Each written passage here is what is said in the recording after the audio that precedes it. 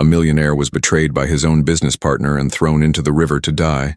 But a poor boy appeared and did something unbelievable. A 73-year-old millionaire was thrown into the Hudson River by his own business partner, left to drown with his pockets full of concrete weights. But when a homeless 14-year-old boy saw what happened from under the bridge where he lived, neither of them knew this moment would change everything forever. What this kid did next will restore your faith in humanity and prove that sometimes the poorest people have the richest hearts. The icy water of the Hudson River hit Thomas Blackwood's face like 1,000 needles, and for a moment, he couldn't tell if he was alive or dead. His lungs burned as he fought to reach the surface, the concrete weights in his jacket pulling him down like anchors. Thomas had built a $50 million real estate empire from nothing, owned 3 luxury hotels in Manhattan, and had more money than most people could spend in 10 lifetimes. But right now, none of that mattered, because he was drowning in the dark waters under the Brooklyn Bridge. The last thing Thomas remembered clearly was the meeting with his business partner Marcus Webb in that abandoned warehouse in Queens. They had been arguing about the company's future, about Marcus wanting to sell everything to overseas investors. Marcus had always been jealous of Thomas's success, always resentful that Thomas had started with nothing and built an empire, while Marcus had inherited his father's failing construction business and could never make it grow. What Thomas hadn't realized was that Marcus had been planning this for months, waiting for the perfect moment to eliminate his partner and take control of everything. "I'm sorry it has to end this way, old friend," Marcus had said as 2 men grabbed Thomas from behind. "But you're too stubborn to retire, and I'm tired of splitting the profits." The betrayal cut deeper than any physical pain Thomas had ever felt. This was the man he had trusted for 15 years, the man he had considered his closest friend, the man who was supposed to be the brother he never had. Now Marcus was trying to murder him for money that neither of them even needed. But what Marcus didn't know was that someone had been watching from the shadows under the bridge, someone who would soon prove that true wealth has nothing to do with bank accounts and everything to do with the size of your heart. Danny Rodriguez had been living under the Brooklyn Bridge for 8 months, ever since his mother overdosed and the foster system gave up on him. At 14 years old, he had learned to survive on the streets of New York by staying invisible, scavenging for food, and avoiding the dangerous gangs that controlled most of the homeless camps. He had built himself a small shelter from cardboard boxes and old tarps, hidden between the massive concrete pillars where most people never looked. Danny was small for his age, skinny from not eating regularly, but he was smart and observant in ways that kept him alive. That night, Danny had been trying to sleep when he heard voices echoing off the water. He peeked out from his hiding spot and saw 3 men standing on the pier about 50 yards away. Even in the darkness, he could tell something was wrong by the way they were moving, by the urgency in their whispered conversations. Danny had learned to read danger from a distance because on the streets, curiosity could get you killed. But something about this situation felt different, felt like someone was in real trouble. He watched as 2 of the men grabbed the 3rd man, who was older and well-dressed, and started tying something heavy to his jacket. Danny's heart started racing as he realized what he was witnessing. These men were about to commit murder, and he was the only person who could see it happening. Every instinct told him to stay hidden, to mind his own business, to survive another day by staying invisible. But as Danny watched the older man struggle, something inside him refused to let an innocent person die. The homeless teenager had seen enough violence in his short life to recognize evil when he saw it. His mother had been killed by drug dealers who said she owed them money.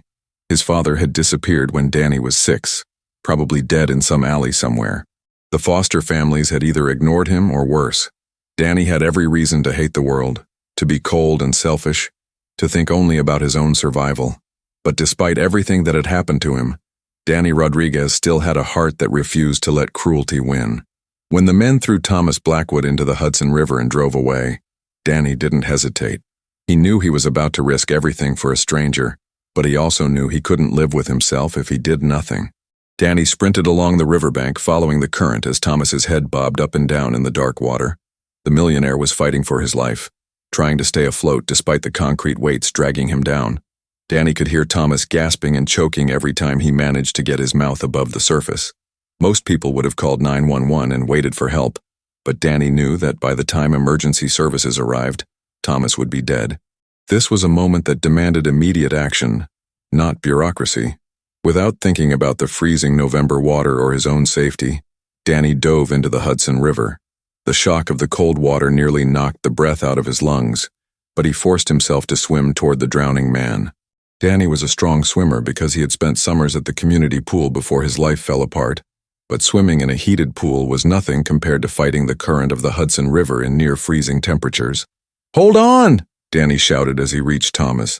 "I'm going to get you out of here!" Thomas looked at the skinny teenager with disbelief and hope mixed together in his eyes. He couldn't understand how this kid had appeared out of nowhere, or why he was risking his own life for a complete stranger. Thomas tried to speak, but his mouth kept filling with water every time he opened it. Danny realized immediately that the concrete weights would make it impossible to pull Thomas to shore. He would have to cut the ropes or both of them would drown together. Danny pulled out a rusty pocket knife he had found in a dumpster weeks earlier, the only valuable thing he owned. Working frantically while both of them struggled to stay afloat, Danny sawed through the thick ropes binding the concrete blocks to Thomas's jacket. The moment the weights fell away, Thomas felt his body rise in the water, but he was exhausted, hypothermic, and barely conscious. Danny grabbed him under the arms and started the long, difficult swim back to shore. It took every ounce of strength the 14-year-old possessed, but somehow he managed to drag the much larger man to the muddy bank beneath the bridge. Both of them collapsed on the shore, coughing up river water and shivering uncontrollably. Thomas could barely move, his body shutting down from the cold and trauma. Danny was exhausted but knew they weren't safe yet. The men who had tried to kill Thomas might come back to make sure the job was finished. They needed to get somewhere warm and hidden immediately, or they would both die from exposure. "Can you walk?" Danny asked, helping Thomas sit up. "We need to get out of here before those guys come back." Thomas nodded weakly, though he wasn't sure his legs would support him. With Danny's help, he managed to stand and stumble toward the teenager's makeshift shelter hidden between the bridge pillars. It wasn't much, but it was dry and concealed from view. Danny had collected old blankets and sleeping bags over the months, preparing for winter. He wrapped Thomas in the warmest coverings he had, then built a small fire using scraps of wood and paper. The smoke was risky because it might attract attention, but hypothermia was a more immediate threat than discovery. As Thomas began to warm up, he started to process what had just happened to him. "You saved my life," Thomas said, his voice hoarse from swallowing river water. "Why would you do that? You don't even know me." Danny shrugged, feeding more paper into the fire. "Because it was the right thing to do," he replied simply. "Those men were trying to murder you. I couldn't just watch." Thomas stared at this skinny, homeless teenager who had risked everything for a stranger, and felt something break open inside his chest. In all his years of wealth and success, Thomas had been surrounded by people who wanted something from him. Business partners, employees, social climbers, gold diggers. Everyone had an angle. Everyone had a price. But this kid had saved his life expecting nothing in return, had given him the only warm blankets he owned, had shared his only safe space. Thomas realized he was looking at something he had never encountered before in his privileged world. Pure, unconditional human kindness. Block 5. As the fire warmed them both, Thomas began to tell Danny what had happened. He explained about his business partner Marcus Webb, about the argument that had led to the attempted murder, about the $50 million empire that Marcus was trying to steal. Danny listened quietly, trying to understand a world where people killed each other over money they didn't even need. In Danny's world, people fought over food, shelter, survival. The idea of murdering someone over business profits seemed completely insane. "Why didn't you just give him what he wanted?" Danny asked. "If you have $50 million, why not split it and avoid getting killed?" Thomas was quiet for a long moment, realizing how his problems must sound to someone who had nothing. "It wasn't about the money," Thomas said finally. "It was about pride, about control, about winning. I built that company from nothing, and I couldn't stand the thought of Marcus taking credit for my work." Danny nodded, though he didn't really understand. In his experience, pride was a luxury that poor people couldn't afford. "So what are you going to do now?" Danny asked. "Those guys think you're dead? Maybe that's not the worst thing." Thomas looked at the teenager with surprise. "What do you mean?" he asked. "I mean, maybe you should stay dead," Danny said. "If Marcus thinks he succeeded, he won't be looking for you. You could start over somewhere else." The suggestion hit Thomas like lightning. For the first time in his life, he could disappear completely, leave behind all the stress and competition and backstabbing that had defined his existence. He could become someone new, someone better. But first, he had to figure out how to repay the debt he owed to this remarkable young man who had saved his life. Thomas looked around Danny's pathetic shelter, seeing the cardboard walls, the torn sleeping bags, the meager supplies. This kid was living like an animal while Thomas had been obsessing over adding more millions to accounts he never even touched. The contrast was so stark, it made Thomas feel sick about how he had been living. Over the next few days, Thomas stayed hidden in Danny's shelter while he recovered from his ordeal. Danny brought him food he had scavenged from restaurant dumpsters, shared his water, and kept him warm with the only blankets they had. Thomas had never experienced such genuine care from another human being, especially from someone who had every reason to be bitter and selfish. Watching Danny's daily routine opened Thomas's eyes to a completely different way of living. Every morning, Danny would leave the shelter before dawn to search for recyclable bottles and cans. He would walk miles through the city, digging through trash bins, competing with other homeless people for anything that could be sold for a few cents. Danny never complained about the work, never expressed anger about his situation, never seemed to resent the wealthy people who threw away more food in a day than he ate in a week. "How do you stay so positive?" Thomas asked one evening as they sat by their small fire. "You've been dealt a terrible hand, but you don't seem angry about it." Danny was quiet for a moment, poking at the flames with a stick. "Being angry doesn't change anything," he said finally. "It just makes you miserable. I figure I can spend my energy hating the world, or I can spend it trying to make things better." Thomas was amazed by the wisdom coming from this 14-year-old boy, who had lived through more hardship than most adults ever would. Danny had been abandoned by his parents, failed by the system, and left to survive on the streets, but somehow he had maintained his compassion and moral clarity. Thomas realized that in all his years of education and business success, he had never learned the most important lessons about what it meant to be human. During those days under the bridge, Thomas began to see his former life with complete clarity.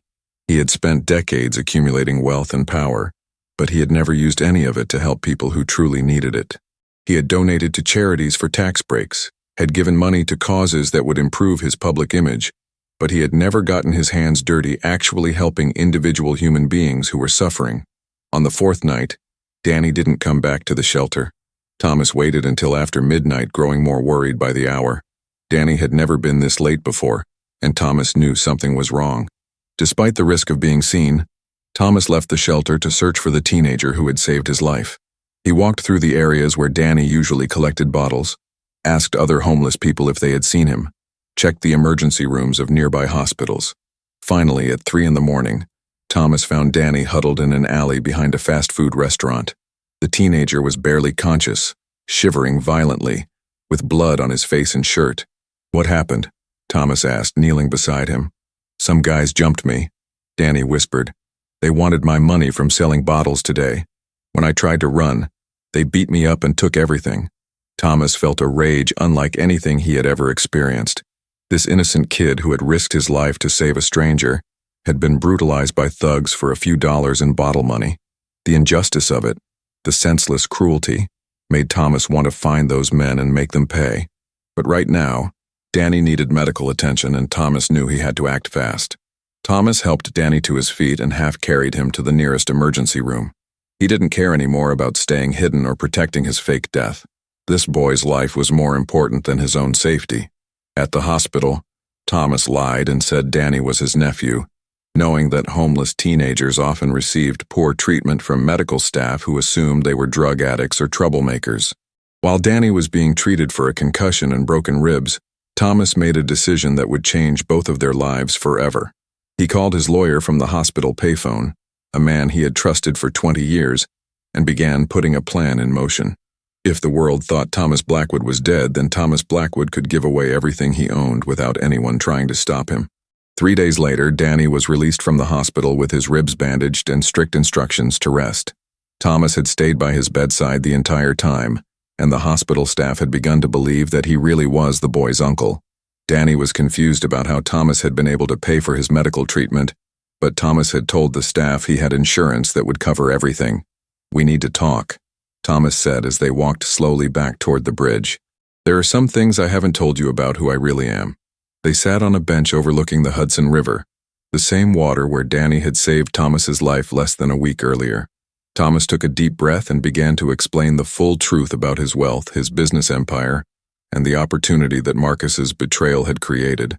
"I'm not just rich, Danny," Thomas said. "I'm worth $53 million, or I was before I died." He explained how his lawyer was helping him transfer his assets before Marcus could claim them, how they could create new identities for both of them, how they could disappear and start completely new lives anywhere in the world. Danny listened with growing amazement as Thomas described a plan that seemed impossible. "But here's the thing," Thomas continued. "I don't want to just run away and live quietly somewhere. I want to use this money to help people like you, people who have been forgotten by everyone else. I want to create something that actually matters, something that would make what you did for me multiply 1,000 times over." Danny was quiet for a long time, trying to process what he was hearing. Finally, Danny spoke. "You don't owe me anything," he said. "I didn't save you because I wanted a reward. I saved you because it was right." Thomas smiled, recognizing again the pure moral clarity that made this teenager so special. "I know that," Thomas replied. "That's exactly why I want to do this. You're the first person I've ever met who does good things without expecting anything back. If I'm going to spend the rest of my life trying to be a better person, I want to learn from someone who already knows how."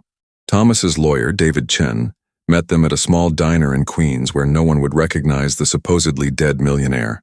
David had been working around the clock to execute Thomas's instructions, and the results were even better than they had hoped.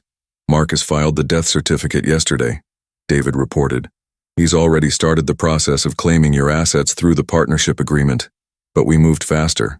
Over coffee and hamburgers, David explained how they had transferred the majority of Thomas's wealth into untraceable offshore accounts before Marcus could freeze anything. "You're officially dead, and your money is officially gone," David said with satisfaction. "Marcus is going to find out very soon that he killed you for nothing." The irony was perfect. Marcus's greed had destroyed the very thing he was trying to steal. Thomas turned to Danny, who was still struggling to understand the magnitude of what was happening. "Here's what I want to do," Thomas said. "I want to create a foundation that helps homeless kids like you.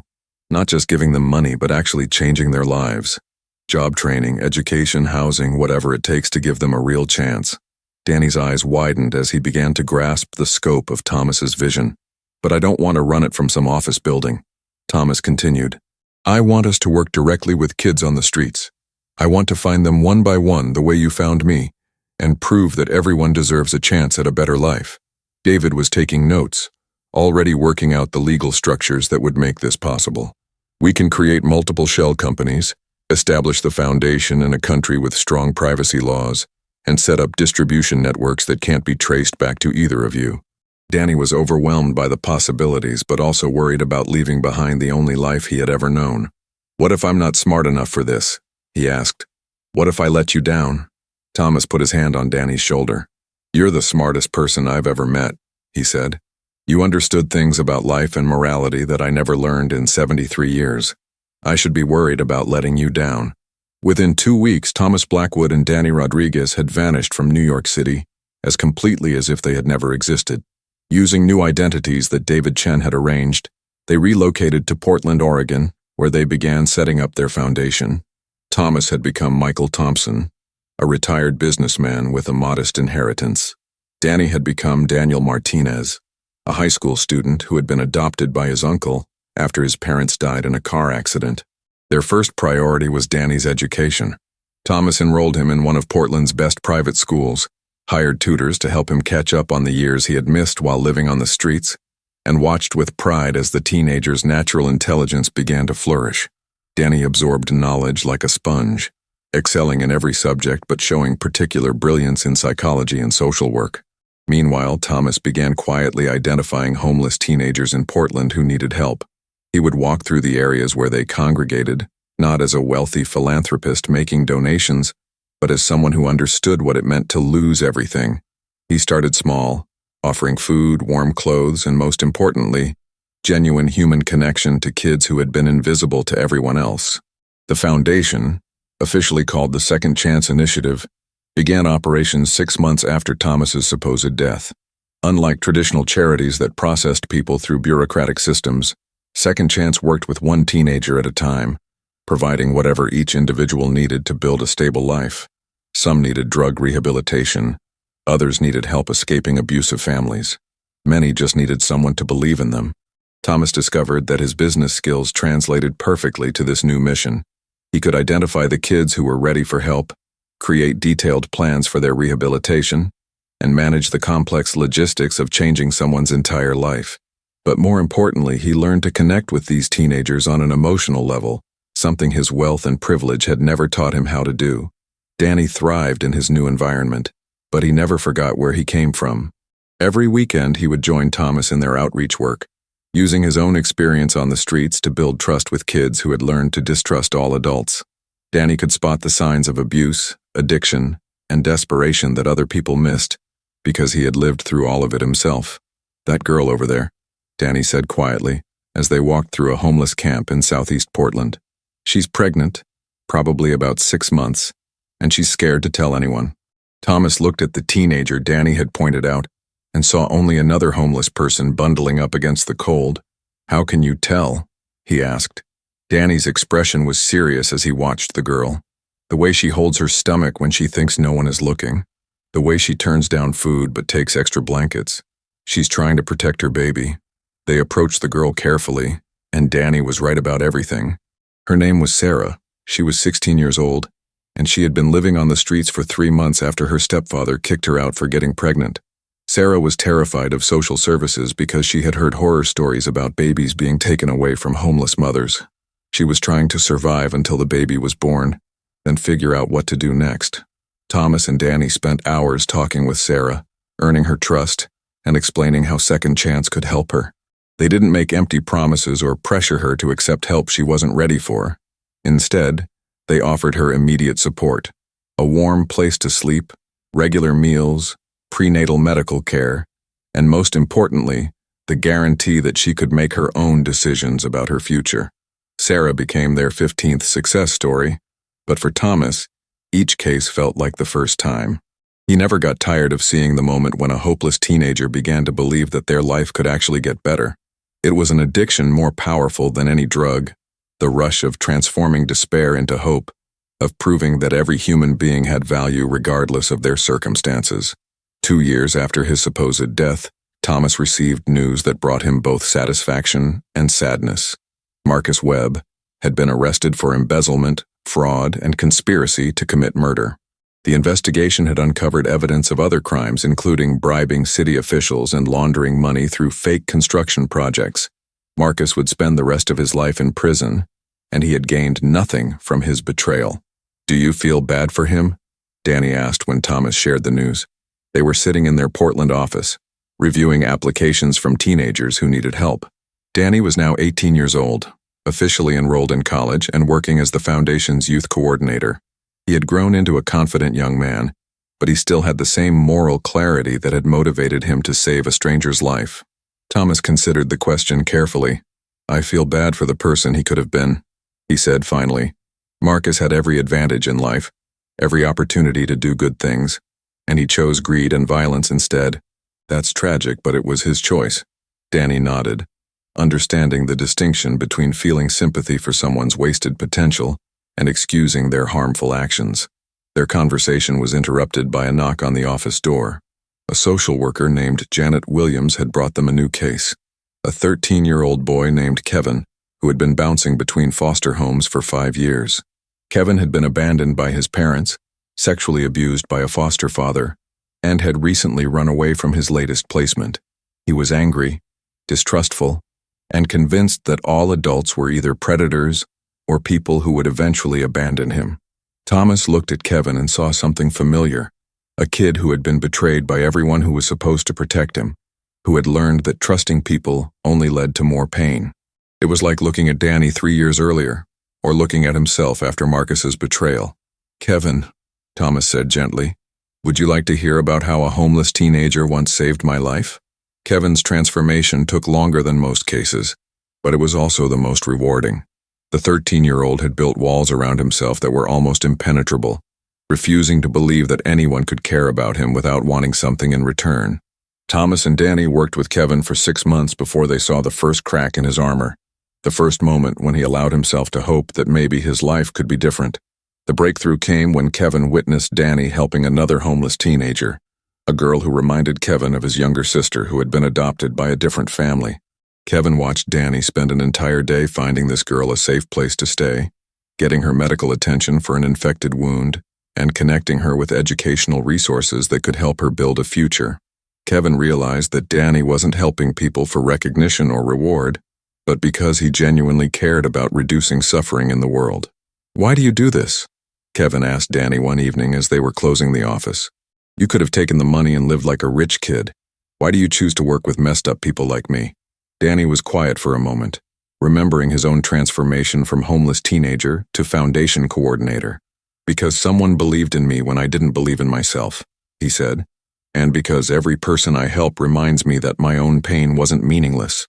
Kevin began to open up about his experiences in foster care, the abuse he had suffered, the feelings of worthlessness that had convinced him he would never amount to anything. Thomas and Danny listened without judgment, sharing their own stories of betrayal and loss when Kevin was ready to hear them. Slowly, Kevin began to understand that his past didn't have to define his future, that he could choose to break the cycle of hurt and become someone who helped others instead of continuing to be a victim. By his 14th birthday, Kevin was living in a stable group home, excelling in school, and volunteering with Second Chance to help younger kids who were going through similar experiences. He had learned that healing from trauma was possible, but more importantly, he had learned that using your pain to help others was the most powerful form of healing available. As their 3rd anniversary approached, Thomas and Danny had helped transform the lives of 47 homeless teenagers. Some had gone on to college, others had found stable employment, and a few had started their own families. But the most significant transformation had happened within Thomas himself. The bitter materialistic businessman who had been thrown into the Hudson River no longer existed. In his place was a man who understood that wealth meant nothing unless it was used to reduce suffering and create opportunities for others. Danny had grown into an exceptional young man, balancing his college studies with his work at the foundation while maintaining the same compassion and wisdom that had saved Thomas's life. He was majoring in social work and psychology, planning to expand their model to other cities across the country. Danny's vision for the future was ambitious, a network of Second Chance foundations that could help thousands of homeless teenagers build better lives. But their success had not gone unnoticed. Social services agencies, other nonprofits, and even government officials had begun asking questions about this mysterious foundation that seemed to have unlimited resources and an extraordinary success rate. Thomas and Danny knew they would eventually have to decide whether to expand their visibility or maintain their anonymity. "What do you think?" Thomas asked as they reviewed their options. "We could go public, get official recognition, maybe attract other donors who want to support this kind of work, or we could stay in the shadows and keep helping people one at a time." Danny was thoughtful as he considered the implications of each choice.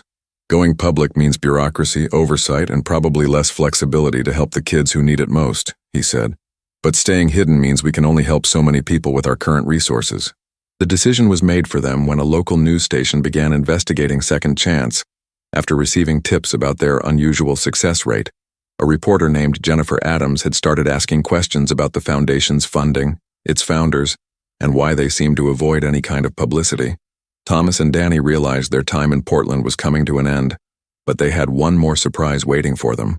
Kevin, now 15 years old and thriving in his new life, had been working on a secret project for months. With help from other teenagers they had assisted, Kevin had created a documentary about Second Chance that told the stories of kids whose lives had been transformed by the foundation. The documentary didn't reveal Thomas and Danny's real identities, but it showed the impact of their work in a way that was impossible to ignore. "You guys saved all of us," Kevin said as he showed them the finished film. "But you did it quietly without expecting any credit. Now it's time for the world to know that people like you exist, that miracles really do happen when someone cares enough to help." The documentary featured interviews with 12 teenagers who had gone from homelessness to stability, from despair to hope, from believing they were worthless to knowing they had unlimited potential. Thomas watched the film with tears in his eyes, seeing the faces of kids who had become like family to him.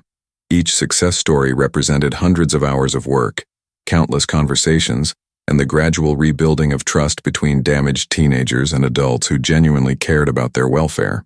But more than that, Each story represented proof that his own transformation from selfish businessman to genuine humanitarian had been real and lasting. The documentary was submitted to film festivals and eventually picked up by a streaming service that specialized in inspirational content.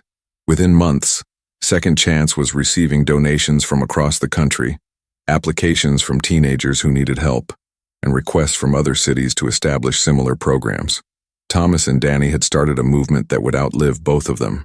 But for Thomas, the greatest satisfaction came from watching Danny continue to grow into the kind of leader the world desperately needed.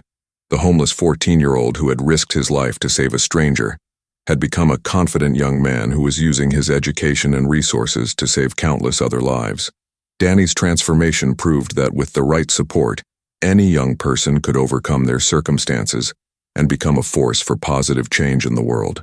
5 years after Marcus Webb threw him into the Hudson River to steal his fortune, Thomas Blackwood had discovered something worth more than $50 million. The knowledge that a single act of courage could change everything. Danny Rodriguez's decision to dive into freezing water to save a stranger had created ripple effects that would help thousands of people for generations to come. The Second Chance initiative now operates in 12 cities across America and has helped over 300 homeless teenagers build stable, productive lives. Danny graduated from college with honors and is now the foundation's national director, while Thomas continues to work directly with kids on the streets, using his business experience to create opportunities where none existed before. Marcus Webb is serving a life sentence in federal prison, having gained nothing from his betrayal except the knowledge that his greed destroyed the very fortune he tried to steal. Thomas visits him once a year, not out of forgiveness, but to remind himself how easily wealth and privilege can corrupt people who forget that their success depends on the contributions of others. But the most important lesson of this story isn't about money or business or even justice. It's about the incredible power that each of us has to change someone's life through simple human kindness. Danny Rodriguez was a homeless teenager with nothing to offer except his courage and compassion, but those gifts were enough to save a man's life and create a movement that continues to help people who have been forgotten by everyone else. Sometimes the richest people are the ones with the least money, and sometimes the most powerful thing you can do is jump into the water to save a stranger. That's the miracle of human connection. It costs nothing, but it can change everything. What did you think of this incredible story of transformation and hope?